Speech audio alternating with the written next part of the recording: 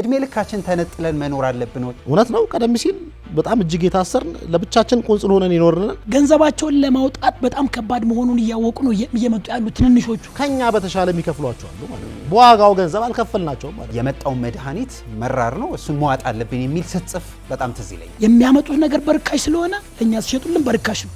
ስለዚህ ኢትዮጵያውያን ነጋዴዎች አስተሳሰባቸውን መቀየር አለባቸው ኮምፒት ለማድረግ። የኛስ የንግድ ስርዓት መደበቅ እንደ ጥሩ ታክቲክ መውሰድ ጤነኝነት ነው። አብዛኛው ሰው ሳይፈልግ ወደ ብላክ ማርኬት መሄድ ተገዷል። ይሄ ከዚህ ቀደም ሲደረግላቸው የነበረው ጥበቃ በማህበረሰቡ ዋጋ ነው። at the cost of the society። ለአንድ ኢትዮጵያዊ ሸማች ግድ የለህም ይሄ ለውጥ ያን ያህል በጣም የሚያስደነግጥና የሚያሰጋ አይደለም የሚለውን ሐሳብ ለመንገር በዚህ በመደበቅና በተለመደው መንገድ እየነገድን እንቀጥላለን ካሉ አይሆንም። 2 ዓመት ስጠኝ ካሁን በኋላ ለምን ወይ መወዳደር ወይ መሞት ነው።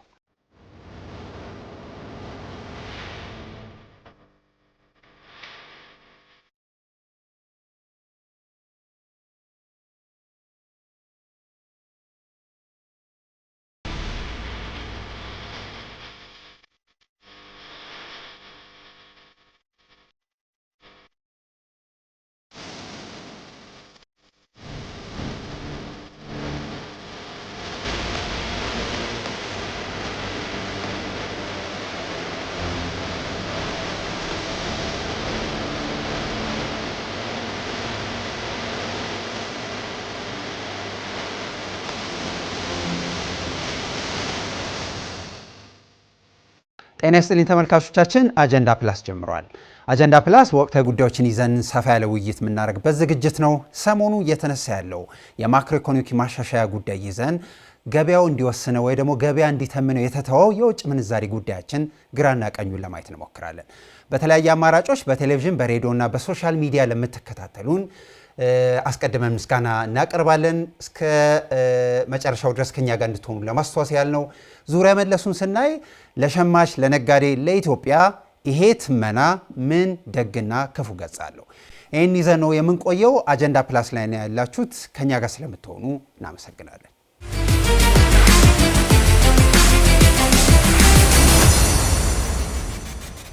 ተመልሰናል ተመልካቾቻችን። አጀንዳ ፕላስ ወቅታዊ ጉዳይ ይዘን ነው የምንቆየው። ሰሞኑን የተነሳ ያለው ለገበያ እንዲተመን የተፈቀደው የውጭ ምንዛሪ ጉዳያችንን ይዘን ግራና ቀኙን ለማየት እንሞክራለን። ብዙ ጥያቄ ይነሳበታል። አሁንም ከውይይት የራቀ ጉዳይ አይደለም። ሸማቹም ሻጩም የኢትዮጵያ ሕዝብም እንደ ዜጋ ይሄ ጉዳይ ብዙ እያነጋገረን ነው። የምር መነጋገር ነበረብን ወይስ እንዴት ነበርስ መነጋገር ያለብን? ይህንን ጉዳይ ትንሽ አፍታተን ለተመልካቾች ለአድማጮች በሚገባና በጣም በቀረበ ቋንቋ ለማውራት እንሞክራለን። እዚህ ጉዳይ ላይ ለማውራት 2 እንግዶች ስቱዲዮ አሉ። ቤተኛችን ጥላውን ግርማ አለ፣ ደግሞ አዲስ እንግዳችን የዓለም አቀፍ የፋይናንስ ጉዳዮች አማካሪ ሚሊዮን ክብረት ስቱዲዮ ተገኝተዋል። ሚሊዮንም ጥላውንም ስለመጣችሁ በጣም አመሰግናለሁ። ከቤተኛውን ትንሽ ያዝና አርግና ሚሊዮንን ትንሽ እናስተዋውቃለን። የዓለም አቀፍ የፋይናንስ ጉዳዮች አማካሪ ነው ሚሊዮን። ብዙ ስራ ይሰራል። መጀመሪያ ትንሽ ቢገባን ጥሩ ይመስለኛል። ዓለም አቀፍ የፋይናንስ ማማከር ጉዳይ ምን መልክ አለው? ወደ ኢትዮጵያ የሚመጡ ትልልቅ ካምፓኒዎች አወርታችሁ ታውቃላችሁ? ምንድን ነው የምትሰሩት? ትንሽ እሱን ብትነግረኝ ደስ ይለኛል። እሺ፣ እንግዲህ እኔ ያለሁበት ድርጅት ቪዲዮ ኮንሰልቲንግ ይባላል። ቪዲዮ 166 ሀገር ውስጥ ያለ ካምፓኒ ነው። በዋናነት ፋይናንስ ነው የምናማክረው። ኢትዮጵያ ውስጥ ላለፉት 10 ዓመታት ሰርተናል። ኢትዮጵያ ውስጥ በዋናነት ፋይናንስ ነው የምናማክረው። አብዛኞቹ የኛ ክሊያንቶች ከ80% በላይ ማለት እችላለሁ ኢንተርናሽናል ክሊያንቶች ናቸው። ኢንተርናሽናል ክሊያንቶች ኢትዮጵያ ውስጥ ስራ ለመስራት ኢትዮጵያ ውስጥ ኢንቨስት ለማድረግ ነው የሚመጡት። እነዚህን ድርጅቶች ኢትዮጵያ ሲመጣ ምንድነው የቪዲዮ አይነት ካምፓኒ ጥቅሙ ምንድነው? ለምሳሌ የተለያየ ሀገር ስትሄድ የምታውቀውን ብራንድ ስታገኝ ወዲያው ቤተኛ የመሆን ነገር አለ። ስለዚህ ኢትዮጵያ ሲመጡ የሚያውቁት ብራንድ ስለሆነ እንዳልኩ 166 ሀገር ውስጥ ያለ ካምፓኒ ስለሆነ ወዲያው ወደኛ ይመጣሉ። ስለ ኢትዮጵያ እንግዲህ ማንኛውም ኢንቨስተር የትም ሀገር ሲሄድ በሀገሩ ህግ ነው መስራት ያለበት። የመጀመሪያው የኛ ቫልዩ ምንድነው? ኢትዮጵያ የሚመጡ ኢንቨስተሮች በኢትዮጵያ ህግ መሰረት ስራቸውን እንዲሰሩ ማድረግ። ምንድነው አንድ አባባል አለ፣ ሮም ስትሄድ እንደ ሮማውያን ነው መሆን ያለበት የሚባል ነገር አለ። ስለዚህ ኢትዮጵያ ሲመጡ በኢትዮጵያ ህግ፣ በኢትዮጵያ የታክስ ህግ፣ በኢትዮጵያ ኢንቨስትመንት ህግ እና በኢትዮጵያ ሌሎች ህጎች መመራት ስላለባቸው በተለይኛ የኢትዮጵያ በፋይናንስ እና በፋይናንስ ዙሪያ ያሉትን ነገሮች እናማክራቸዋለን ማለት ነው። ጥላውን ትንሽ ብትጨምርበት ደስ ይለኛል። ከውጭ የሚመጣ ትልልቅ ካምፓኒና እዚህ ሀገር ያለ የካምፓኒዎች ከፋይናንስ ጋር የተገናኘ ግንኙነታችን በጣም የተቋረጠ ይመስላል። ዓለም አቀፍ ግንኙነታችን በጣም ደካማ አይደለም ወይ? የኢትዮጵያ ፋይናንስ ሴክተር ለዓለም አቀፍ ነገር የተከፈተ አይደለም። መቼ ይከፈት? እንዴት ነው መከፈት ያለበት? እድሜ ልካችን ተነጥለን መኖር አለብን ወይ? እሱ ላይ ትንሽ ነገር በላይ ብዬ። እውነት ነው እንግዲህ ብዙ ነገር በራችን ዝግ ነበር፣ ምንም ጥርጥር የለውም። አሁን ነው በራችንን ከፈት እያደረግን የመጣ ነው። ምናልባት አይተህ ከሆነ ይሄ የወሬ ጉዳይም ሳይሆን ኢትዮጵያ ለቢዝነስ ምቹ ካልሆኑ ሀገራት መካከል አንዷ ናት። ደረጃ የቢዝነስ ምቹነት ደረጃን ብትመለከት ወደ መጨረሻው ውራ አካባቢ ነበር። ማለት ህጋችን አሳሪ ነው፣ ማያሰራ ነው ብዙ ነገሮች። ስለዚህ ሶፋር በነበረው ሁኔታ ብዙ ኢንቨስትመንቶችን ወደ ሀገራችን ስበን አዳዲስ የስራ እድሎችን መፍጠር አልቻልንም። ሀገሪቱ ማምረት ያለባትን አላመረተችም፣ ማግኘት የሚገባትን ጥቅሞች አላገኘችም። አሁን እንግዲህ መንገዱ እየተከፋፈተ ነው የሚመስለው። ዘግተህ እስከ ሁሌም አትቆይም። ቀደም ሲል የነበሩት ነገሮች በመንግስት ቁጥጥር ስር የነበሩ ነገሮች ናቸው ሁሉም። አሁን ግን ለግል ቁጥጥር ለቀቅ ያለው ለግሉ ዘርፍ እስከተባለ ድረስ አዳዲስ ኢንቨስትመንቶችን የሚያመጣ ኢትዮጵያውያን ድርጅቶች ከሌሎች ኢንተርናሽናል ተቋማት ጋር አብረው መስራት የሚችሉበትን ሁኔታ የሚያመቻች ብዙ ነገሮች ተፈቅደዋል ማለት ነው። አንድም የዚህ ፎሬን ከረንሲውን ብቻ ሳይሆን ኢትዮጵያ ካፒታል ማርኬት ኦቶሪቲ ብትመለከት እንግዲህ አዳዲስ ካሁን በኋላ የሚመጡ ተቋማት በዛ በኩል ሌሎች ተቋማትን ሊገዙ ይችላሉ። ምናልባት የእነ አቶ ቢሊዮን ተቋም ቪዲዮ በዚህ ላይ ያማክራል፣ መርጀር ኢንድ አኩዚሽን መሳሰሉ እንጂ አብሮ በመስራት አቅምን ማሳደግም ጭምር በፋይናንስ መታሰር ሳይሆን ያንን ሁሉ እድል የሚከፍት ነው ማለት ነው። ስለዚህ እውነት ነው ቀደም ሲል በጣም እጅግ የታሰርን ለብቻችን ቁንጽል ሆነን ይኖርን እንደ ትልቅ ሀገር በዚሁ መቀጠል ግን የሚቻልበት አግባብ የለም። ስለዚህ ቀላል ነገር አለ። እሺ ጨምረው ነገር ጥራውን ጥሩ ነገር አንስቷል። እኔ ሁሌ እንደውም የሚገርመኝ ቅድም እንዳልኩ የኛ ክላይንቶች ወደ 80% አካባቢ የውጭዎች ናቸው። በተወሰነ መልኩ ፎሬን ዳይሬክት ኢንቨስትመንት ይመጣል። ሁሌ የማስበው እንደዚህ ተዘግተን ማለት በአብዛኛው ወደ ኢትዮጵያ ገንዘብ እንደምንም ብሎ ይመጣል እንጂ አይወጣም። የታወቀ ነገር ነው። ለምሳሌ እንደው በቀላሉ ለመናገር ያክል አሁን ያለነው የናንተ ስቱዲዮ ነው አይደል? ዋልታ ስቱዲዮ። ለምሳሌ አንድ ህግ ቢኖር ወደ ዋልታ ስቱዲዮ የመጣ ሰው አይወጣም ብትለኝ ኖር ወደዚህ ይመጣሉ፣ እኔም ጥላውንም አይመጣም አይደል? ኢትዮጵያ ኢንቨስት የሚያደርጉ ሰዎች ገንዘባቸውን ለማውጣት በጣም ከባድ መሆኑን እያወቁ ነው እየመጡ ያሉ ትንንሾቹ። ይሄ ነገር ቢከፈት ምን ያክል ሊሆን ይችላል ብለህ ስታስበው ማሲቭ ኦፖርቹኒቲ አለ። ምክንያቱም ሲመጡ ራሱ ኦነስትሊ ኢንቨስተር ማንኛውም ኢንቨስተር እያንዳንዱ ሀገር ሲሄድ አጥንቶ ነው የሚመጣው ማለት ልናሞኘው አንችልም። ወደ ኢትዮጵያ የመጡ ኢንቨስተሮች ብዙዎቹ ምን ይላሉ? ኢትዮጵያ የገባ ገንዘብ አይወጣም። እንደዚህ ሆኖ ግን የሚመጡ አሉ። እስኪ አስበው እንደዚህ ሆኖ የመጡ ሰዎች ጥላው እንዳለው በዚህ በዝግ ኢንቫይሮንመንት የመጡ ሰዎች ክፍት ብናረገው እንደ ማንኛውም ሀገር ክፍት ብናረገው የኢንቨስትመንት ኦፖርቹኒቲ የስራ እድል ኦፖርቹኒቲ ምን ያክል ሊሆን ይችል ነበር? ኢኮኖሚው ምን ያክል ሊያድግ ይችል ነበር? ኢትዮጵያ እንግዲህ ከናይጄሪያ ቀጥሎ ሁለተኛ በጣም ትልቅ ህዝብ ያላት ትልቅ ማርኬት ያላት ሀገር ነች። በአፍሪካ ደረጃ 5ኛና 6ኛ ትልቅ ኢኮኖሚ ነን። ይሄ ትልቅ ኢኮኖሚ ቢከፈትና ከሌሎቹ ጋር በመስተጋብር ቢሰራ ኑሮ ምን ያክል ኦፖርቹኒቲ አሁን በጣም እያስቸገረን ያለው የስራ አጥ ችግር እንዴት ሊቀረፍ ይችል ነበር ብለህ ስታስበው ማሲቭ ኦፖርቹኒቲ ሊሆን ይችል ነበር። ቀላል ነገር አይደለም። ይሄን ማንሳታችን ከቅርብ ጊዜ ወዲህ የተከፋፈቱ እየተዘጋጁ ያሉ አዳዲስ ህጎች አሉ። የኢትዮጵያ ፋይናንስ ሴክተር ለዓለም አቀፉ ዝግ ነው። የኢትዮጵያ የቢዝነስ የኢኮኖሚ ጉዳያችን በሙሉ ህግ ስርዓታችን ሁሉ በጣም ዝግ ስለሆነ እስከዛሬ የመጣንበት መንገድ በጣም በፋይናንስ ባለሙያዎች አይን የኪሳራ መንገድ ይሉታል። ስለዚህ እሱ እንዴት ነው ምንከፍተው? ይሄ በጣም ትልቅ ጥያቄ ይመስለኛል። ዛሬ ልናወራ የፈቀድ ነው ሰሞኑ እየተነጋገርንበት ያለ ነው። ሁሉም ኢትዮጵያ እየተነጋገረበት ያለው በስጋትም በተስፋ የሚያነሳው የውጭ ምንዛሪ ተመንን ለገበያ መተው በጣም አሳሳቢና አነጋጋሪ ጉዳይ የሆነ ነው። በክፉም በደጉም ይነሳልና አንድ ማንሳት የፈለግኩት ነገር በስጋት የሚያነሳ ሰው ከቅርብ ጊዜ ወዲህ እየሰማው ነው። የምር ለአንድ ኢትዮጵያዊ ዜጋ ይሄ ተመን ይሄ መንገድ እውነት የስጋት መንገድ ነው? ሊሰጋስ ይገባዋል? ምንስ ነው ማሰብ ያለበት? ከሱ ብንጀምር ደስ ይለኛል። አቶ ሚሊዮን እሺ የስጋት ነው ተስፋ ነው የሚለው እንደው ብዙ ሰው መስጋቱ በጣም አልፈርድበትም። ምክንያቱም ላለፉት 100 ዓመት ምናምን ማለት እችላለሁ ይሄ ነገር አይተነው አናቅም። አንድ ዶላር ይሄን ያክል ነው ይባልና መንግስት የሆነ ሬት ያወጣል።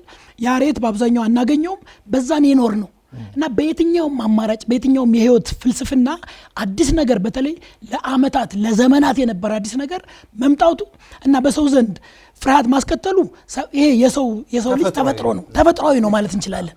ስለዚህ ተፈጥሯዊ ነው። አዎ እንፈርዳለን አንፈርድም። ከኛ የሚገባው ነገር ግን ማስረዳት ነው። ስጋት አለመሆኑን ማስረዳት ተፈጥሯዊ ነው። ምንም ነገር ይመጣ አንዳንዴ እኮ ጥሩ ነገርም ሊመጣ ቢል አንዳንዴ ከሚያውቁት ሰይጣን እንደዚህ አይነት ነገር አለ አይደል? ጥሩም ነገር ይመጣ እኮ አንዳንዴ የሚፈራ ነገር አለና ህዝቡ መስጋቱ አንፈርድበትም። ግን የሚያሰጋ ነገር ነው ወይ ብትለኝ ፐርሰናሊ አይደለም ነው። ከምን ጋር ወዳድረዋለሁ እኔ የኢትዮጵያ ገንዘብ እንግዲህ የማንኛውም ሀገር ገንዘብ እንደ ገንዘብ ዶላር ይገዛል፣ ዩሮ ይገዛል።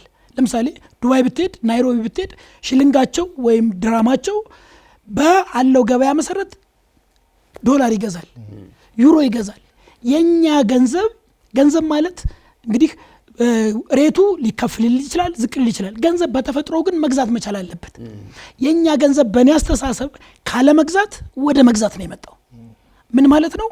ለምሳሌ የሆነ ጉዳይ ህጋዊ የሆነ ሌጂቲሜት የሆነ ጉዳይ አጋጠመና ወደ ውጭ ሀገር ልትሄድ ትችላል። ሁላችንም ይሄ አደባባይ ሚስጥር ነው፣ ሁላችንም የምናውቀው ነገር። አንድ ባንክ ብትሄድ ይሰጣሉ የገንዘብ ብር እኮ አለ። አንተ ለፍተህ ገንዘብ አጠራቅማል፣ የለፋበት ገንዘብ አለ።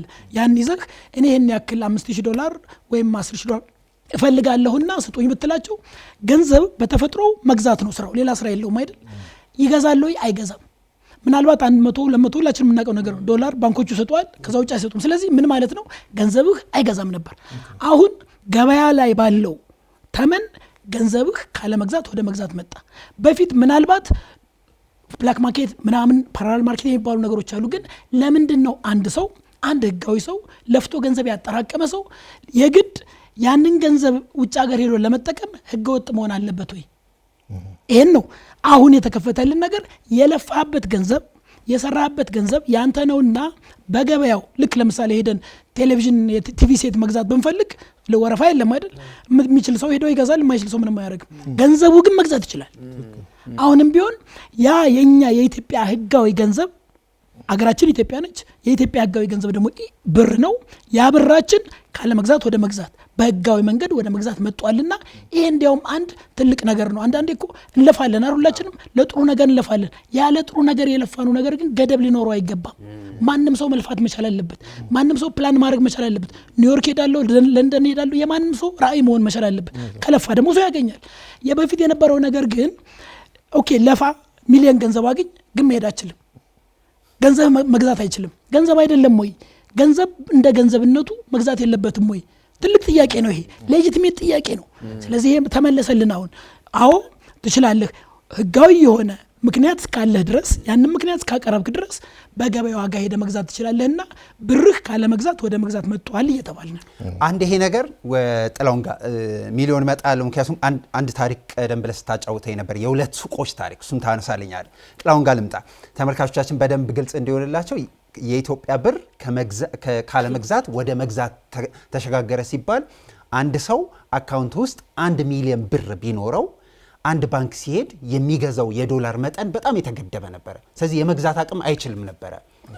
ስለዚህ ተገዶ ወደ ብላክ ወይ ደግሞ ወደ ጥቁር ገበያ ይሄድ ነበረ፣ ወደ ህገወጥነት ይሄድ ነበር። አሁን ወደ ህጋዊ መጣና ባለው አካውንት ልክ የሚችለው መግዛት ይችላል ነው። በሩ የተከፈተው በዛ መጠን ነው። የመግዛት መጠን ማለት በዛ እንድትረዱት ነው። ኦኬ። ከዚህ በረከት ውጭ ለኢትዮጵያውያን ነጋዴዎች፣ ለኢትዮጵያውያን ኤክስፖርተሮች ወይ ደግሞ ኤክስፖርት የሚያደርጉ ነጋዴዎች ምን ይዞላችሁ ይመጣል? እኔ በተደጋጋሚ አንስቼው ምናልባት አቶ ሚሊዮን የሚያውቀው እውነታ ነው። ኢትዮጵያ ውስጥ በኤክስፖርት ሲያተርፍ የቆየ ተቋም የለም። ከሀገር ውስጥ ገቢ ሰዎችን ብትጋብዙና ይሄን ሐሳብ ቢነግሩ ቢያጋራችሁ በጣም ደስ ይለኛል። ቢኮዝ ከኤክስፖርት የማያተርፉበትን ምክንያት ልንገርህ። አብዛኛው ኤክስፖርተር ኢሲኤክስ ላይ $4 ወይም $5 የገዛውን ምሳሌ ነው። 1 ኪሎ ግራም $5 ይገዛና ከኢሲኤክስ ተጫርቶ ውጭ ሀገር ላይ $4 ይሸጣል። በቢዝነስ ህግ እንዴት ነው $5 የገዛውን ቡና በዓለም አቀፍ ደረጃ $4 በኢትዮጵያ ምንዛሪ በኢትዮጵያ ብር የሚገዙት ዋጋ $5 ነው። ወደ ውጪ ሲልኩ ኮንትራታቸው $4። ምክንያቱ ምንድነው ካልከኝ ኢምፖርቱ ነው የሚያተርፈው። ስለዚህ ከውጭ የሚያገኙትን ዶላር በኢምፖርት ቢዝነስ ይሰሩና በኢምፖርቱ ያተርፋሉ። ኤክስፖርተሮች ቶታሊ ቡክ ኦፍ አካውንታቸውን እኔ ሂሳብም ስለማዘጋጅ ማንኛውም ኦዲተር ማንኛውም አካውንታንት የሚያውቀው እውነታ ነው። ኤክስፖርት ቢዝነሶች አክሳሪ ናቸው። አንዳንድ የኤክስፖርት ጥናቶች ለኤክስፖርተሮች የቢዝነስ እቅዶች ለመስራት ሞክራለሁ። በምሰራ ጊዜ ላይ ከኢሲኤክስ በዚህ ያክል ብር ይገዛሉ ብዬ ወደ ውጭ ሀገር የሚሸጡበትን ዋጋ ሳነጻጽር አይመጣም። ቀደም ለምትል መጀመሪያውኑም ገንዘቡ ከዋጋው በታች ተተምኖ ስለነበረ ለኤክስፖርተሮች አያዋጣም።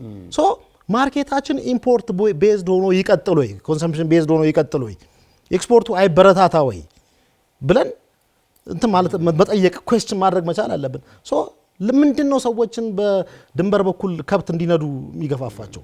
ምንድነው የባህላዊ ወርቅ አምራቾችን በኮንትሮባንድ በኩል እንዲልኩ ያደርጋሉ? ከኛ በተሻለ የሚከፍሏቸው አሉ ማለት ነው። በዋጋው ገንዘብ አልከፈልናቸውም ማለት ነው። ሶ ይሄን ወደ ሌጋል ስርዓቱ መመለስ የባንኮችን የውጭ ምንዛሪ ክምችት የሚያሻሽል የሀገርንም ጭምር የባንኮች የውጭ ምንዛሪ ክምችት ተሻሻለ ማለት ባንኮች መልሰው የሚሰጡት አላቸው ማለት ነው። ለሚሸጡት ነገር አላቸው ማለት ነው። ቢኮዝ እነዛ ነገሮች ወደ ማዕከል ስለሚመለሱ ማለት ነው፣ ወደ ባንክ ስለሚመለሱ በየድንበሩ ሲወጣ የነበረው በቀደም ምሳሌ አስችላለሁ። ጅቡቲ ከብት ብዛት የላትም፣ ግን ከሶማሌ እና ከኦሮሚያ ክልል በሚነዱ ከብቶች ታይ ኤክስፖርተር ሆነዋል።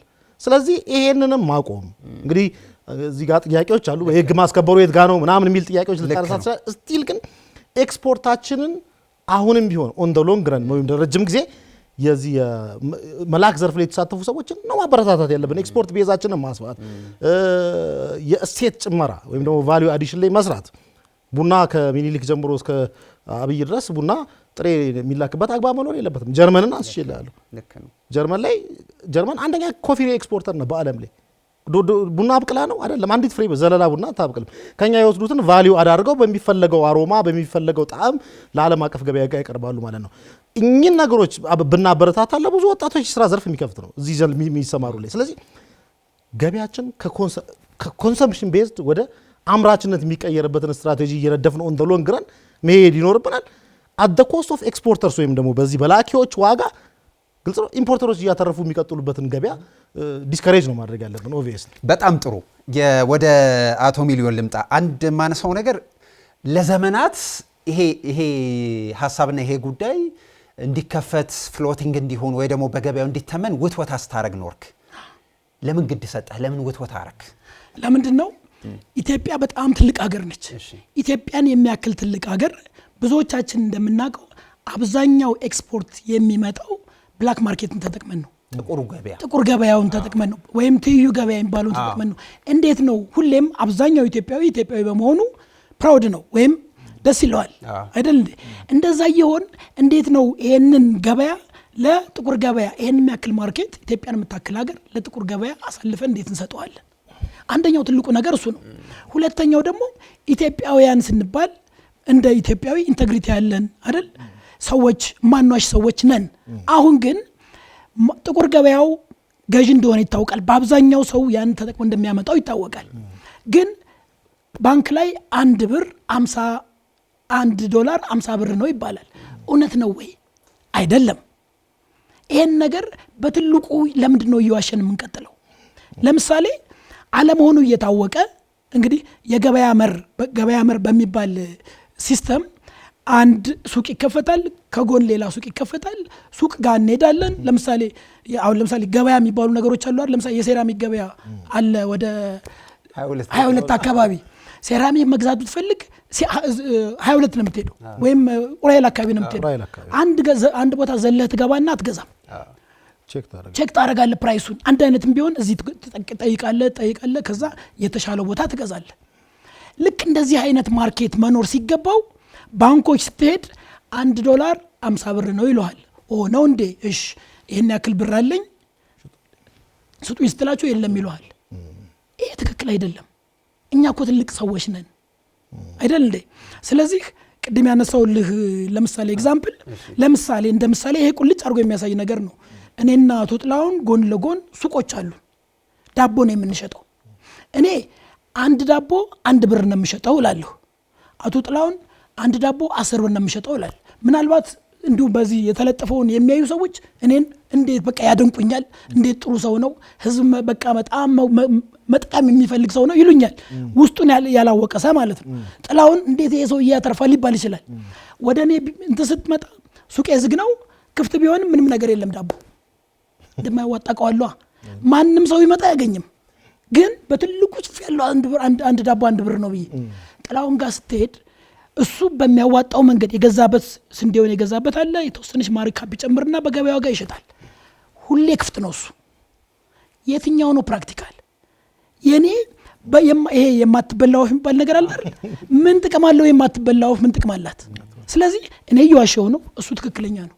እስከዛሬ የነበርነው አሁን ሀቅ ነው፣ እውነት ነው የምናገር።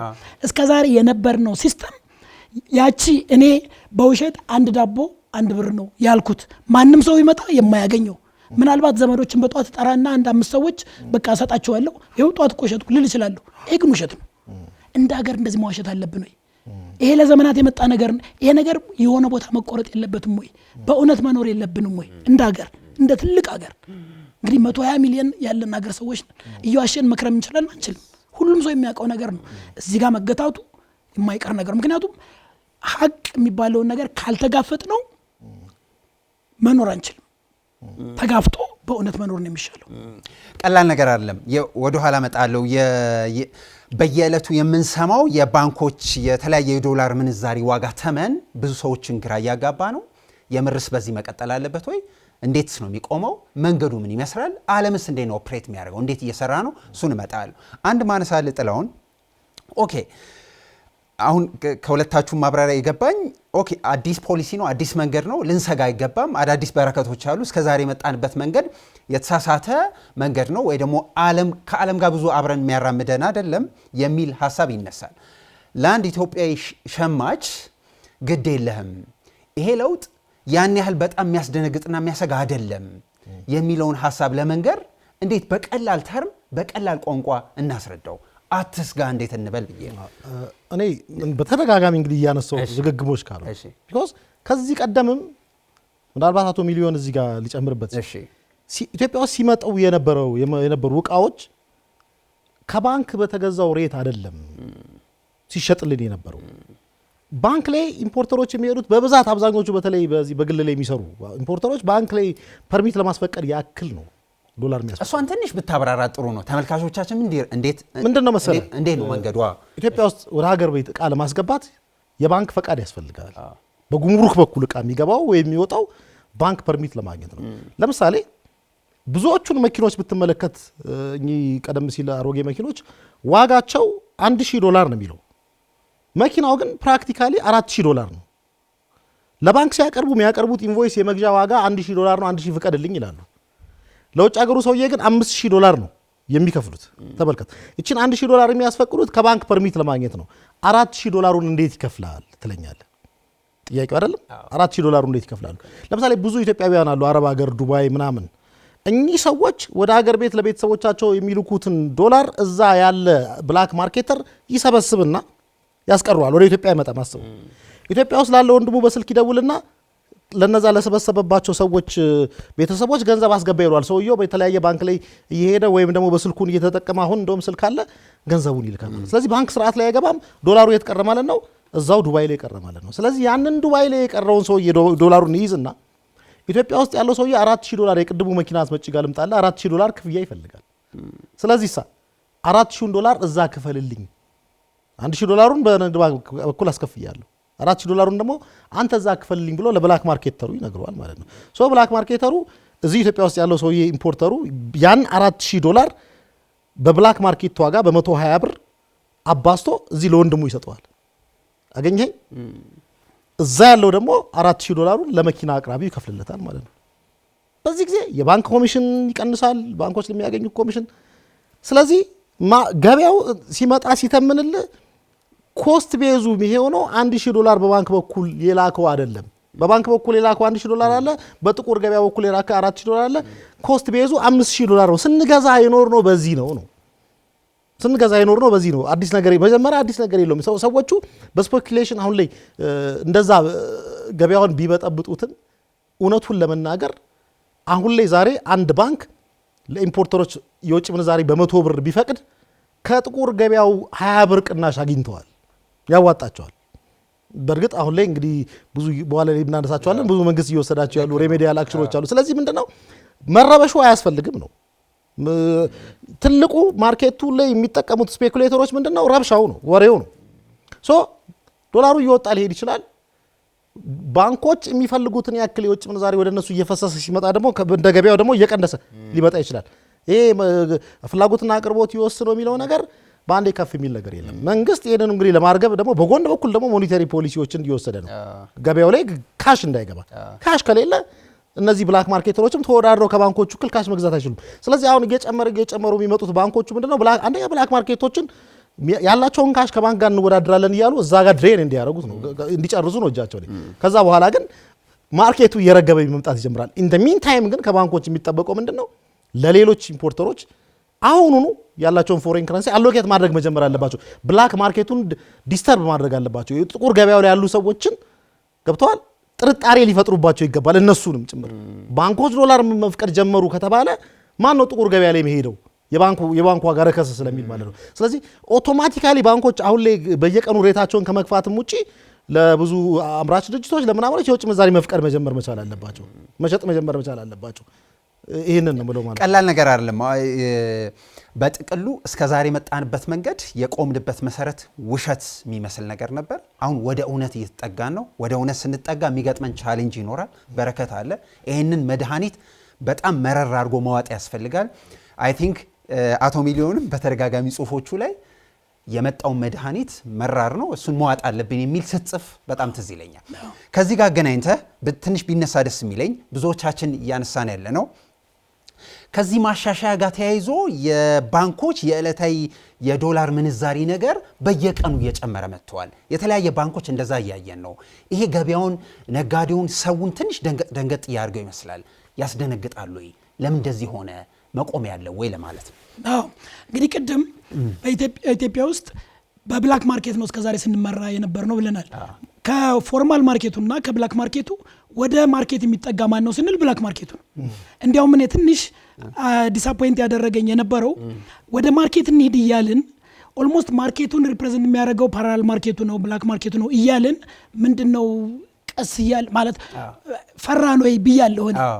ምንድነው ያ? ምክንያቱም እውነታን እጋፈጣለሁ ካልክ እውነት ነው። ሶስት እውነት ሁለት እውነት የለም፣ አንድ እውነት ነው ያለው። ስለዚህ ቶሎ ወደ ማርኬቱ አጀስት ማድረግና ብላክ ማርኬቱን ዲስካሬጅ ማድረግ ያስፈልጋል። ምክንያቱም ማርኬት ላይ ምን ያክል እንደሆነ ብዙዎቻችን እንሰማለን፣ በተወሰነ መልኩ እንሰማለን፣ ጋፕ ቢኖረውም ከተወሰነ እስከ ተወሰነ። ስለዚህ ባንኮቹ ቶሎ ሪያሊቲውን ተጋፍተው ወደ ብላክ ማርኬቱ አጀስት አድርገው ሰፕላዩን የዶላር ሰፕላዩን ከፍ ማድረግ ይችላሉ። አሁን በዚህ መልካም አጋጣሚዎች መነሳት መቻል አለባቸው። ለምሳሌ አሁን ባወጣው የኢትዮጵያ ብሔራዊ ባንክ ባወጣው ዳይሬክቲቭ ምን መንግስት ራሱን ሳክሪፋይ ያደረገ አንድ ነገር አለ። በፊት አንድ ኤክስፖርተር ከሚያመጣው 50% ለማዕከላዊ ባንክ ሴንትራል ባንክ ለምንለው ወደ ናሽናል ባንክ ይሄድ ነበር። ምንድን ብሏል ማዕከላዊ ባንኩ ወይም የኢትዮጵያ ብሔራዊ ባንክ? ይሄ ነገር ይቅርብኝ ባንኮቹ ጋር ይሁን ብሏል አይደል እንዴ? ያ ከመንግስት ሲወስድ የነበረውን ነገር ይቅርብኝ ብሏል። ያ የማንን ዶላር ያበዛዋል? የባንኮቹን ያበዛዋል። ባንኩ ላይ ያለው ሳፕላይ ይበዛል። ሁለተኛው ነገር ደግሞ ማንም ሰው ለምሳሌ ኢትዮጵያ ውስጥ ከኢትዮጵያ ውጭ ያሉ ወንድሞቻችን እህቶቻችን ብዙዎቹ የአደባባይ ምስጢር ሁላችን እናውቃለን፣ መደበቅ አንችልም፣ በብላክ ማርኬት ይልካሉ። እውነት እነዚህ ሰዎች እንደው ጧት ሲነሱ ዛሬ ህገወጥ መሆን አለብኝ ብለው ነው ወይ እንደዛ የሚያደርጉት? አይደለም። ማንም ሰው የለፋበትን ገንዘብ በተቻለ መጠን ሃየር የሆነ ሪተርን ማግኘት ይፈልጋል። ይሄ የሰው ተፈጥሮ ነው። ስለዚህ ብላክ ማርኬቱ ላይ ለምሳሌ 110 ብር $1 እየተመነዘረ ፎርማል ማርኬቱ ላይ 57 ብር ሲሆን በሁለቱ መካከል ያለው ልዩነት ጀስቲፋይብል አይደለም። ማስረዳትም ከባድ ነው። ስለዚህ ነው አብዛኛው ሰው እኔ ተገዷል ነው የምለው። አብዛኛው ሰው ሳይፈልግ ማንም ሰው አብዛኛው ሰው ህገወጥ ነው ማለት አይቻልም። አይደለምም። አብዛኛው ሰው ሳይፈልግ ወደ ብላክ ማርኬት መሄድ ተገዷል። ደሞም በአንድ በኩል ስናየው ብላክ ማርኬቱ እኮ አንድ ሰው ቅድም ጥላው እንዳነሳው ቀላል አይደለም። ትራንዛክሽን አለው፣ የመተማመን ጉዳይ አለ። አንድ ሰው ጋር ደውለ ሌላ ሰው ጋር ደውለ ይታመናሉ ወይ አይታመንም ወይ? በጣም ከባድ ነገር ነው። ይሄንን በባንክ ከመላክ ጋር ብታወዳድረው ሰማይና መሬት ነው ከሪስክ አንጻር። ስለዚህ ያ ጀስቲፋይ የሚያደርግላቸው በፊት በ50 እና በ100 መካከል ልዩነት ስለነበረ በመካከሉ ብዙ ነገር እንድትሄድ ያስኬዳል። አሁን ግን ለምሳሌ ትንሽ ልዩነት ካለው ለምን እዛ ውስጥ ገባል? አብዛኛው ሰው በምን ይልካል? ወደ ባንክ ይሄዳል። ቀጥ ያለ መንገድ ነው። መተማመን የሚባል ነገር አያስፈልግም። ወደ ባንክ ያ ምን ያደርጋል? ባንኮቹ ላይ ያለውን ገንዘብ ቡስት ያደርገዋል። ምክንያቱም አብዛኛው ሰው ህገወጥ አይደለም። ያን ነገር የሚያደርገው እኔ ዛሬ ህገወጥ ሆናለሁ ብሎ አስቦ አይደለም። ስለዚህ አንደኛ ብሔራዊ ባንክ ይቅርብኝ ያለው በፊት ሲወስድ የነበረው ነገር ባንኮቹ ጋር ተቀምጧል። እሱ ሪዘርቭን ቡስት ያደርገዋል። ሁለተኛ እነዚህ ሪሚታንስ በብላክ ማርኬት ሲሄድ የነበረው ወደ ፎርማል ማርኬቱ ይመጣል። ሰው ደስ ብሎት ተማምኖ ያመጣዋል። ሶስተኛ ደግሞ ነገር አለ። አሁንም የአደባባይ ሚስጥር ስለሆነ አሁን እናወጣዋለን። ሶስተኛው ነገር ደግሞ ምንድነው? አንድ ሰው ከኢትዮጵያ ኤክስፖርት ሲያደርግ ኤክስፖርቱ ወደ ኢትዮጵያ የኤክስፖርት ቫልዩ ወደ ኢትዮጵያ ሲመጣ በ57 ብር ሂሳብ ነው የሚያገኘው። ያ ነገር ውጭ ሀገር ቢቀር ኖሮ በብላክ ማርኬቱ በስንት ይቀይረዋል? በ100 አካባቢ ይቀይረዋል። ስለዚህ አሁንም ልክ እንደ ሪሚታንሱ በጣም ትልቅ ልዩነት ስላለ ወደ ሌላ ነገር ይገባል። እዛው ማስቀረት ከዛ ወደ ብላክ ማርኬቱ መላክ ምናምን ይባል ነገር ይመጣል። አሁን ግን ብላክ ማርኬትና ፎርማል ማርኬቱ በጣም የቀረበ ሲሆን ለምን ትንትላለህ? አሁን የተከፈተው ሁለት ነገር አለ። አንደኛው ብላክ ማርኬቱና ፎርማል ማርኬቱ ተቀራርቧል። ስለዚህ በፎርማል ማርኬቱ ለማምጣት ትበረታታለህ። ሁለተኛው ነገር ደግሞ ኢትዮጵያውያንም ሆነው የዶላር የዩሮ ምንጭ ካላቸው በዶላር ኢትዮጵያ ውስጥ ባንክ አካውንት መክፈት ይችላሉ። ያ ደግሞ ሌላ አጋጣሚ ነው። ስለዚህ አንደኛ በዶላር ባንክ አካውንት እየከፈትኩ፣ ሁለተኛ በብር እንኳ ይምጣልኝ ካልኩ ያን ነገር በፎርማል ማርኬት ኦልሞስት በብላክ ማርኬት ድሮ ይባል የነበረው እያገኘሁ ምንድነው ወደ ሌላ ነገር ውስጥ የሚከተኝ? ያ ሁሉ ነገር ቡስት ያደርገዋል። የዛኔ ኢትዮጵያ ውስጥ ያለው ዶላር አቬሌብል ይሆናል። በነገራችን ላይ እንደው በቂ ነገር ነው ወይ ብትለኝ እኔ ከዚህ በፊት ብዙ ጊዜ ካልኩሌት አድርጌያለሁ። በእኔ ኢስቲሜት ብዙ ነገር ኦብዘርቭ አድርጌ ባደረግኩት ኢስቲሜት በፊት በ50 እና በ100 መካከል ያለው ልዩነት በጣም ብዙ ስለነበረ ቢያንስ 70 እና 80% ውጭ ይቀራል። የታወቀ ነገር ነው። ስለዚህ 70 እና 80% ውጭ ቀርቶ በቅርቡ ባንኮቹ ሪፖርት ባደረጉት መሰረት ምን ያክል ሪሚታንስ መጥቷል? እንደዛ እንኳን 6 ቢሊዮን አካባቢ መጥቷል። ተአምር ነው። ከኤክስፖርቱ በላይ ተአምር ነው። ያንን የ6% እንግዲህ 30% 6 ቢሊዮን ከሆነ ሲምፕል ማቴማቲክስ 100% ስንት ይሆናል ብትለኝ ወደ 30 ቢሊዮን ይሆናል። የዛ 100% የሚመጣል አንበል እንደው 80% እንኳን ይመጣል ብንል ከ20 ቢሊዮን ብር በላይ ይመጣልናል። አይተነው ማናቀው ይሆናል። አይተነው ማናቀው የኤክስፖርታችን ያንን ከበር ያደርጋል በቀላሉ። ቅድም እንዳልኩ የሰው ጸባይ ስለሆነ መጀመሪያ ላይ መንገራገጭ ይኖራል። እሱን መቀበል አለብን። መንገራገጩ አለ። ከሆነ ጊዜ በኋላ ግን ቅድም ባነሳዋቸው ምክንያቶች እነዚህ ምክንያቶች ቲዮሪ አይደሉም፣ ፕራክቲስ ናቸው። በእነዚህ ምክንያቶች ዶላራችን ቡስት ይሆናል። ማንም ሰው ህጋዊ ምክንያት እስካለው ድረስ ድሮ የማይገዛ የነበረው ብር ይዘን ተሸክመን አይቻልም የምንባለው ሰዎች ሄደን ደስ ብሎን ፎርማሊ ሊጋሊ በህጋዊ መንገድ ደስ ደግሞ አንዳንዴ እኮ በፊት እኮ ሰዎች እንደምን በብላክ ማርኬት ያገኛሉ ደብቀው ሳይኮሎጂካል ነገር ዲስተርባንስ አለ። የራስ ገንዘብ እኮ ነው። ስጋት አለ። ስጋት ደግሞ ጥሩ አይደለም ለሰው። ከሰው ህይወት ውስጥ የሚቀንሰው ስጋት ነው። ስጋት የለብህም። ኮራ ብለህ ደረት ክነፍተህ የራስ ገንዘብ ነው ዶላር ከናግንተ ውጭ ሀገር ስራን ሰርተህ ትመጣለህ። የምትታከመው ትሄዳለህ፣ ቫኬሽንም ትሄዳለህ። ይሄ ምንድነው ስጋቱ? ይሄ ትልቅ አጋጣሚ ነው። ባንክ ቤቶች አጠቃላይ የዋጋ ተመን ሲተምኑ እንዴት ነው ዓለም ላይ እየሰራ ያለው? እንዴት ነው የሚተመነው? እሱን ትንሽ ብታወራኝ። ይሄ ተመን ምንድነው? ሰፕላይ እና ዲማንድ ነው። ሰፕላይ እና ዲማንድ ማለት ነው። ለምሳሌ ተለቅ ያለ ገንዘብ የሚያመጡ ሰዎች ሆልሴለሮችም ሊኖሩ ይችላሉ፣ የኤክስፖርት ሆልሴለሮች። ስለዚህ ይሄን ያክል ገንዘብ አለኝ በምን ያክል ትገዛኛለህ? ይደራደራሉ። ድርድር ላይ አንድ ቦታ ይደርሳሉ። ልክ አሁን ይሄ እኮ ህይወታችን ውስጥ አለ። ቤት መግዛት ብንፈልግ፣ መኪና መግዛት ብንፈልግ እንደራደራለን። ቀንስልኝ አትቀንስልኝ ምናምን። ከዛ አንድ ቦታ ላይ እንደርሳለን፣ በዛ እንሸጣለን። ያ ወደ ማርኬት ያደርሰናል። ቀላል ስራ ነው። አመላካቹ ስኬት ነው የሚመጣው ባንክ ቤቶቹ። በጣም ጥሩ። ከዛ እያንዳንዱ ባንክ ከደንበኛው ጋር ተደራድሮ አንድ ቦታ ላይ ይደርሳል። ዛሬ እኔ የገዛሁት ኦን አቨሬጅ $1 በዚህን ያክል ብር ነው ብሎ የራሱ ቁጥር አለው። እኔ አንድ ባንክ ነኝ፣ ሌላ ሰው የራሱ ባንክ አለው ምናምን። ብዙ አይለያይ። ምክንያቱም ማርኬት ስለሆነ ቅድም እንዳልኩ ራይል ብትሄድ ለምሳሌ አንድ የሴራሚክ እንትን 100 ብርና 1000 ብር የሚባል ነገር የለም። ሊኖር የሚችለው 100 ብርና 105 ብር ቢበዛ 110 ብር። ትንሽ ኮምፒቲሽን አለ፣ በጣም ኃይለኛ ኮምፒቲሽን አለ። ስለዚህ በባንኮች መካከል የሚኖረው ነገር በጊዜ አሁን ትንሽ ጊዜ ወስደን ይረግባል። ከዛ ያ ማለት ግን ልዩነት የለም ማለት አይደለም። የተወሰነ ልዩነት ይኖረዋል። እያንዳንዳችን በተወሰነ ሰዓት ላይ ለብሔራዊ ባንክ ሪፖርት እናደርጋለን። ብሔራዊ ባንክ ከእያንዳንዱ ባንክ የሚቀበለውን አብሬጅ ያደርግና የዛሬው አመላካች $1 ለ1 ብር ይሄን ያክል ብሎ ያወጣል። ዓለም ላይ የሚሰራበት ነገር ነው። በዛ መልኩ ነው የሚሆነው። በጣም አሪፍ። ጥላውን ትንሽ ብትጨመርብኝ ደስ ይለኛል። የዶላር መጨመር ወይ ደግሞ የዶላር እንደዚህ ከፍ ዝቅ ማለት ቀስ እያለ እየጨመረ መምጣቱ አንዳንድ ነጋዴዎች ላይ ትንሽ ስጋት ሲፈጥር እናስተውላለን። ንግዱ ምን ያደርገዋል የሆነ ቦታ ላይ እንደሚገታ መታሰብ አለበት ብዬ አምናለሁና ቀደም ብሎ አቶ ሚሊዮን ያነሱት የዶላር ከፍ ዝቅ የሚባለው ጉዳይ በዚህ መልክ የሚተመን በዚህ መልክ የሚሄድ ከሆነ የኢትዮጵያ ንግድ ላይ እንደዚህ አይነት ከፍታ ባንዴ ለመምጣት ሲሞክር መደናገጥ ወይ ደግሞ ፍርሃት ቢፈጠር ጤነኝነት ነው ወይ? ነገሩ ገበያውን ካለመረዳት የመጣ ነገር ነው ብዬ ነው። አሁንም እኔ ደንበኞቹ በትክክል ከዚህ ቀደም ከኤክስፖርተር ዶላር እየገዙ ዕቃ ሲያስመጡ ነበረ፣ በብላክ ማርኬት እየገዙ ሲያስመጡ። አሁን ባንክ ቢፈቅድላቸው ኤቭሪዴ ባንክ መፍቀድ ይጀምራል እንዳለው ሰፕላዩ አሁን ለምሳሌ 50% ተወላቸው ማለት ብሔራዊ ባንክ ፈሰስ የሚያደርጉትን የባንኮቹ የመፍቀድ አቅም በዛ ያክል ጨመረ ማለት ነው። በ100% ጨመረ ማለት ነው ቀደም ሲል ከነበረው ማለት ነው። ስለዚህ ይሄ ነገር አሎኬት ማድረግ ሲጀምሩ ማግኘት ሲጀምሩ ጥቁሩ ገበያ ላይ አይሄዱም ኢምፖርተሮቹ ነው የኔ ጥያቄ። ለምን ጥቁር ገበያ ላይ ይሄዳሉ?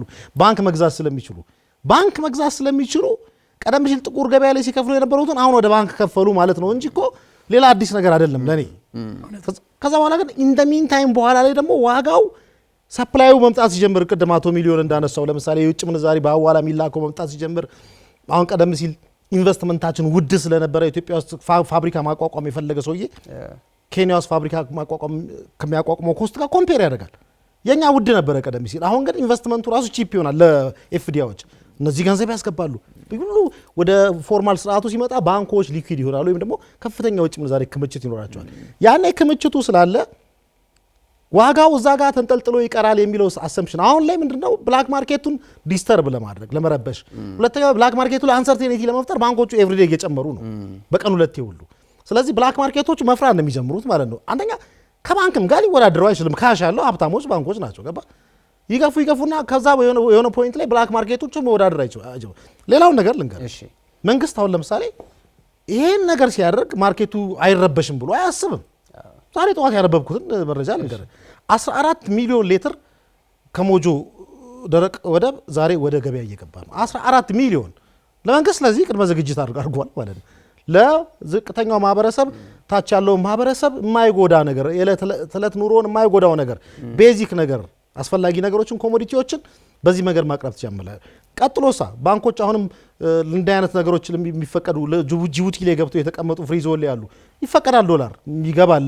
እኛን ነገሮች ኢምፖርተሮቹን አይደለም አሁን የሚረብሸው እኔ ማስበው ለምሳሌ አብዛኛው አስመጪ ኮስቱን ወደ ሶሳይቲው ነው የሚያስተላልፈው፣ አያሳስበውም በምን ወደ ማህበረሰቡ ነው የሚያስተላልፈው። ስለዚህ እኔ የሚያሳዝነኝ ማህበረሰቡ በዚህ መንገድ አይረበሽ፣ መንግስት ኢንተርፌረንሶችን ይፍጠር። ለምንድን ነው ራሱ መነገድ ውስጥ ባይገባ እንኳን ሪስፖንሲብል የሆኑ ወይም ደግሞ ኃላፊነት የሚሰማቸው ስነ ምግባር የንግድ ስነ ምግባርን ጠብቆ ለሚነግዱ ነጋዴዎች ገንዘብ መስጠት ነው። እኚህን ዶላር ትሸጥላቸዋለህ ከእጃቸው ላይ ያሉ ነገሮችን ከቅርብ ከጅቡቲ ፍሪዞን ቶሎ ማርኬቱን ሊያረጥብ የሚችል ቶሎ ማርኬቱ ላይ የሚገቡ ኮሞዲቲዎችን እኛ ያደግንበት የታች ያሉትን ማህበረሰቦች ህይወት ማያናጋ ነገሮችን ማስተካከል መቻል አለበት። ስለዚህ እኔ ኢምፖርተሮቹ ተረበሹ ብዬ ምንም ያስረብሸኝ ነገር የለም። የማን መረበሽ ነው?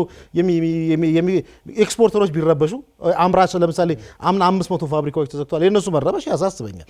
ከዛ ውጪ ግን ኢምፖርተሮች ተረበሹ ብዬ የሚያሳስበኝ ነገር የለም። ታች ያለው ማህበረሰብ አብዛኛው ማህበረሰብ ተደናግጧል። ያንን ሬጉሌት ማድረግ ማረጋጋት ያስፈልጋል። ባንኮች ኢሚዲየትሊ ሰሞኑን ሲገዙ የነበሩትን የውጭ ምንዛሪ እንዲሁም ደግሞ የተተወላቸውን 50% በመጠቀም ቶሎ አሎኬሽን መጀመር አለባቸው። የውጭ ምንዛሪ ለአስመጪዎች መፍቀድ መሸጥ መጀመር መቻል አለባቸው። ጅቡቲ ፍሪዞን ላይ ገብቶ የተቀመጡ ብዙ እቃዎች አሉ። መግባት ይጀምራል ሀገር ውስጥ።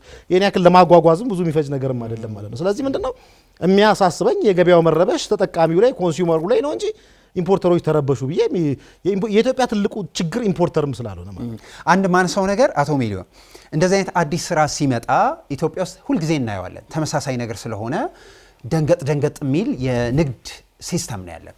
የኢትዮጵያ አዲስ ስርዓት ሲመጣበት የንግድ ስርዓታችን በጣም ለትዝብት የሚዳርገው እንደ ታክቲክ የምንጠቀመው ወይ ደግሞ ስንጠቀም የምንስተዋለው መደበቅ፣ ማሸሽ።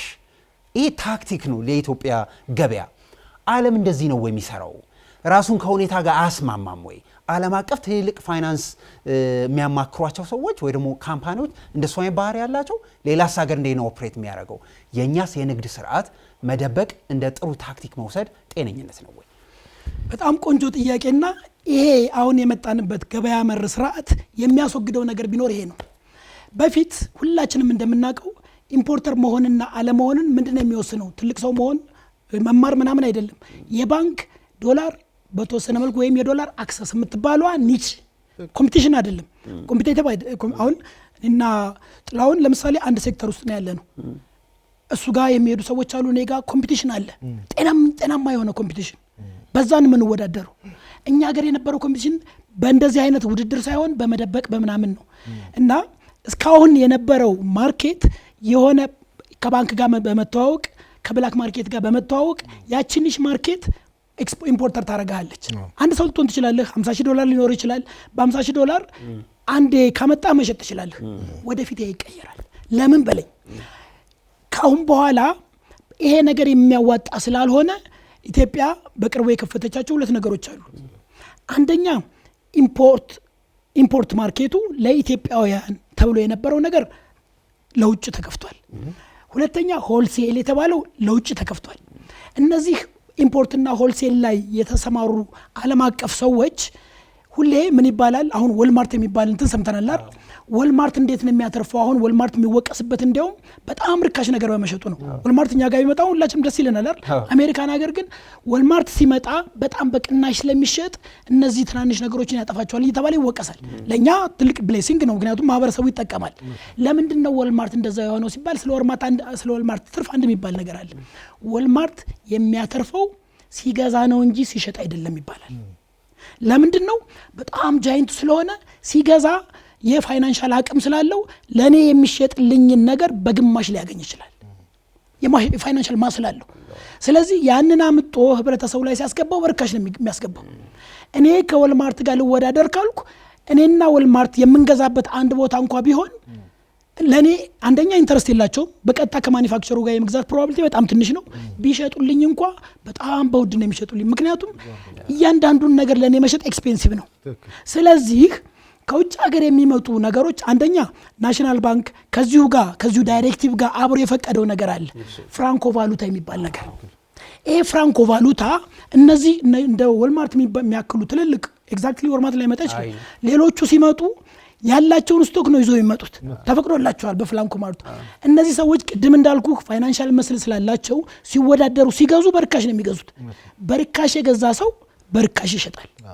እኔ ልወዳደር ብልስ አንድ ፍሬ 2 ፍሬ 5 ፍሬ ሲባል በውድ ነው የሚገዛው።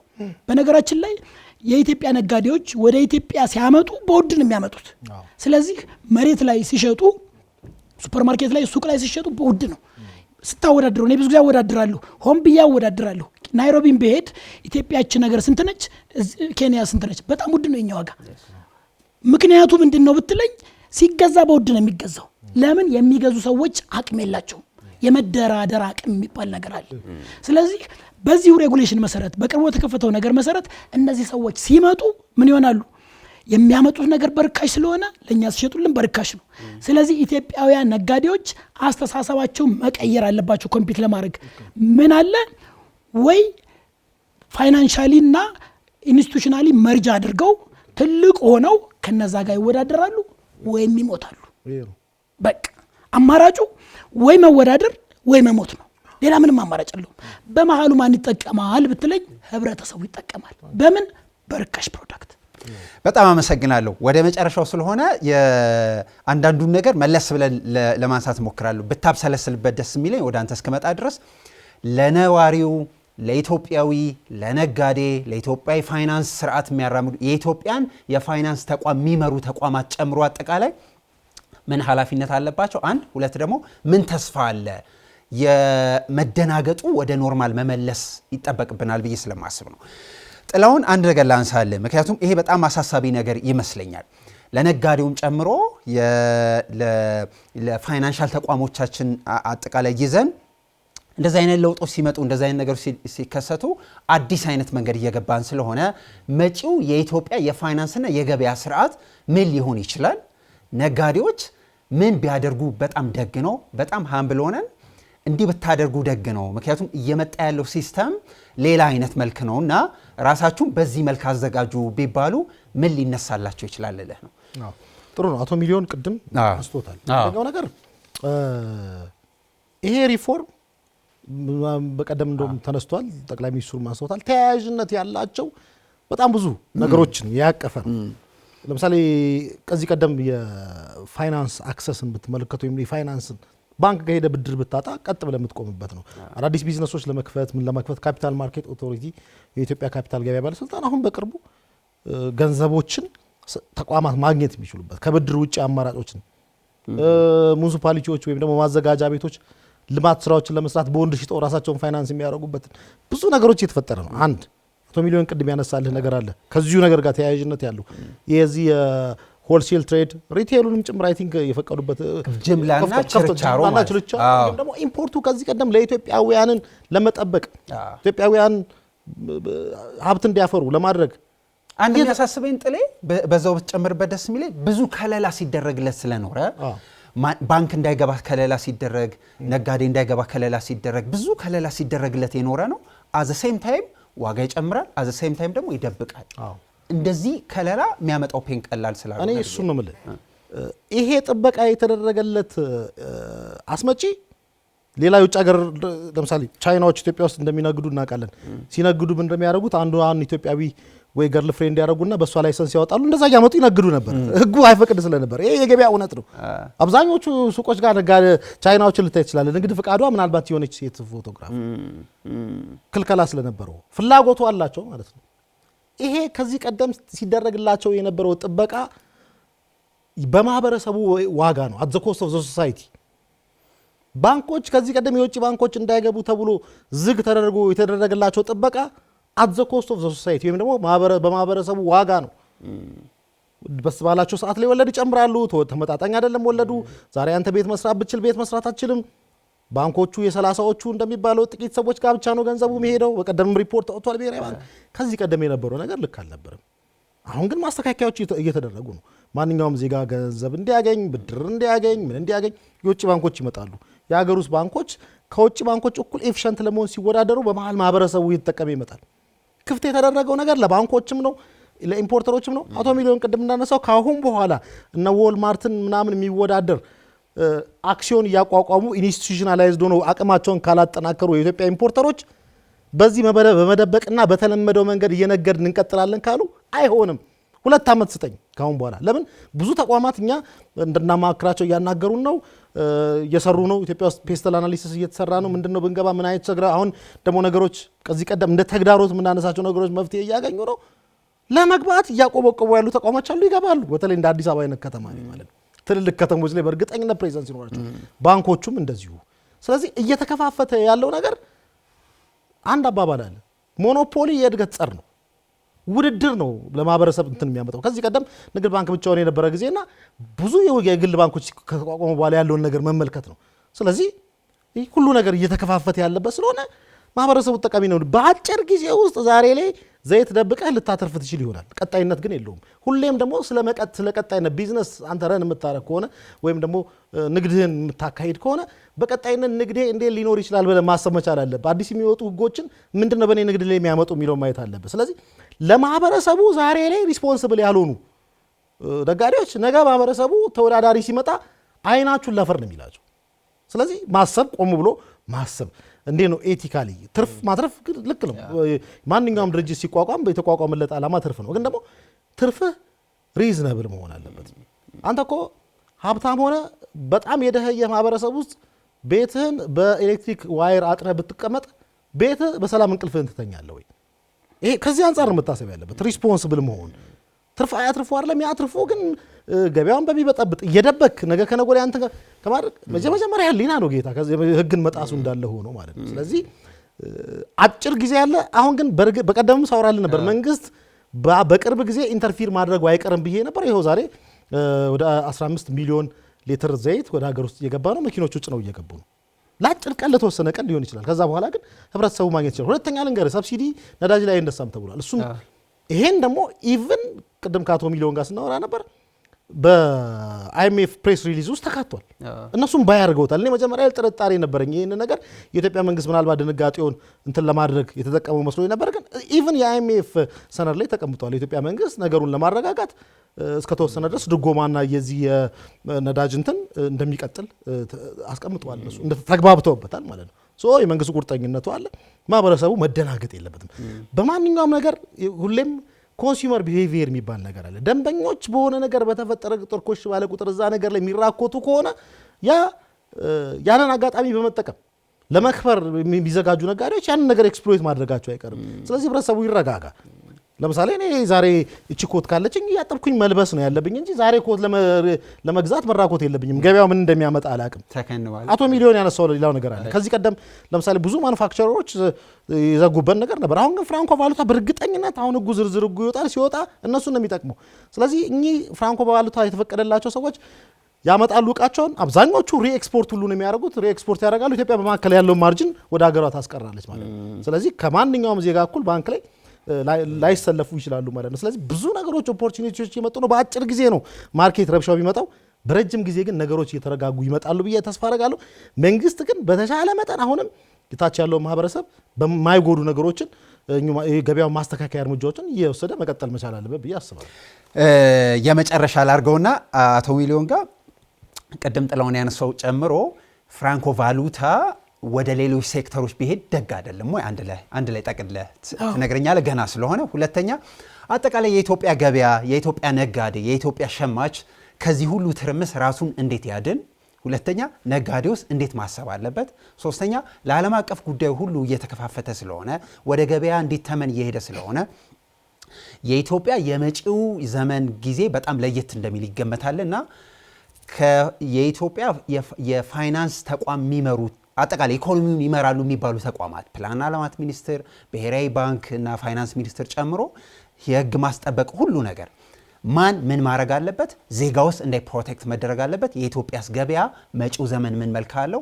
የፍራንኮ ቫሉታ ነገር ሌላስ ገጽ ቢከፈት ደግ አይደለም ወይ? እሱን ትንሽ አንሳል። ልክ ነው።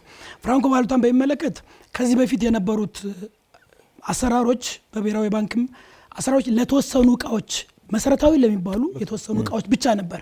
አሁን ያ ገደብ የለም። ፍራንኮ ቫሉታ ማንም ሰው ህጉን ተከትሎ ማምጣት እንደሚችል ተቀምጧል። ገደብ ስለሌለው ቅድም ጥላውን ማንስቶታል። ይሄ ፍራንኮ ቫሉታ የሚጠቅመው ምንድነው? በተለይ ከውጭ ሀገር ይዘው ለሚመጡ ሰዎች የግድ የኢትዮጵያን ባንክ ዶላር አያስቸግሩትም። ዶላራችን አይነኩም።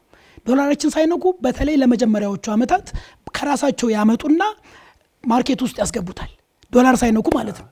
እነሱ ዶላር መጠየቅ የሚጀምሩት የኛ ዶላር በማርኬቱ በደንብ ከለመደ በኋላ የዛኔ ምንም ችግር አይኖረው። ስለዚህ ይሄ በዋናነት ህብረተሰቡን ነው የሚጠቅመው። በጣም ትልቅ ጠቃሚ ነገር ነው። ሁለተኛ ሌላው ጥቅም ደግሞ የኢትዮጵያ የንግድ አሰራር 1% የሚባለው ዋን ማን የሚባለው ከዚህ በፊት በተለያዩ ሚዲያዎች አንስቼዋለሁ። ሰውየው ከሞተ የሚሞት ሰውየው ሲኖር የሚኖር እንግዲህ አንድ የንግድ ድርጅት ማለት በተለይ ኢትዮጵያ ውስጥ በቢሊዮን ብር የሚነግዱ የንግድ ድርጅቶች አሉ። ገባ ብለህ ብታያቸው ሰውየው ከታመመ ይታመማሉ። ሰውየው ውጭ ሀገር ከሄደ ውጭ ሀገር ሄዷል፣ ድርጅቱም ውጭ ሀገር አብሮ ይሄዳል። እንግዲህ አንድ ድርጅት ማለት የፋሚሊ ድርጅት ሊሆን ይችላል፣ የሰው ድርጅት፣ የሀገርም ድርጅት ነው። ለምሳሌ ቦይንግ ሲባል የአሜሪካ መንግስትና የአሜሪካ ህዝብ የኛ ነው የሚሉት። ለቦይንግ ጥቅም ማስከበር የአሜሪካ መንግስት እንግዲህ ቦይንግ የግል ነው የመንግስት አይደለም። የአሜሪካ መንግስት ዘብ ይቆማል፣ የአሜሪካ ህዝብ ዘብ ይቆማል። ለምን? ኢንስቲትዩሽኑ ያገር ነዋ። ስለዚህ ነጋዴዎች ማሰብ ያለባቸው ይሄ እነሱ የሚመሩት የንግድ ድርጅት የነሱ ብቻ አይደለም፣ የኛም ነው።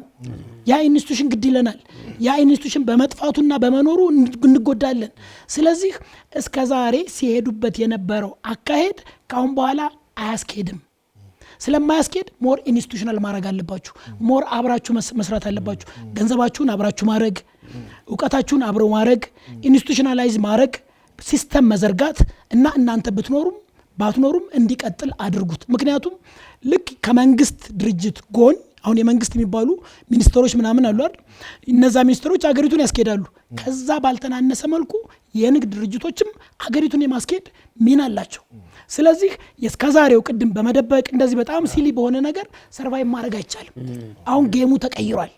ይሄ አሁን ነቃይሉና ምን ማሰብ መቻል አለባቸው? እንዴት ነው የውድድሩ አካል መሆን የምንችለው? አዲስ ነገር ነው። አንድ መጽሐፍ አለ በጣም ደስ የሚል መጽሐፍ what get you here won't get you there የሚባል። እስከዛሬ ያመጣችሁ ነገር ወደፊት አያስኬዳችሁም ነው የሚለው። ሁሌም እንደዛ ነው። አሁን በፊት እኔ ለምሳሌ ሃይ ስኩል ላይ በጣም አንደኛ ምናምን ስወጣ የነበርና ዩኒቨርሲቲ ጌሙ ሊቀየር ይችላል። በዛችሁ በሃይ ስኩል የምንጠለጠል ከሆነ ዩኒቨርሲቲ ሊባረር ይችላሉ። ዩኒቨርሲቲ ምንድነው የሚፈልገው ማለት መቻል አለብኝ። አስተውላችሁ ከሆነ ኤሌመንተሪ ስኩል፣ ሰከንደሪ ስኩል ምናምን አንደኛ ሲወጡ የነበሩ ዩኒቨርሲቲ የሚባሩ ልጆች አሉ። ጌሙን ካለመረዳት ነው። የተለየ ጌም ነው ያለው እዚህ ላይ። አሁን እስከ ዛሬ ያመጣን ነገር ስለማያስኬደን ቆም ብላችሁ አስቡ። ሌሎችን የውጭ ድርጅቶች ተመልከቷቸው። እንዴት ነው የተደራጁት?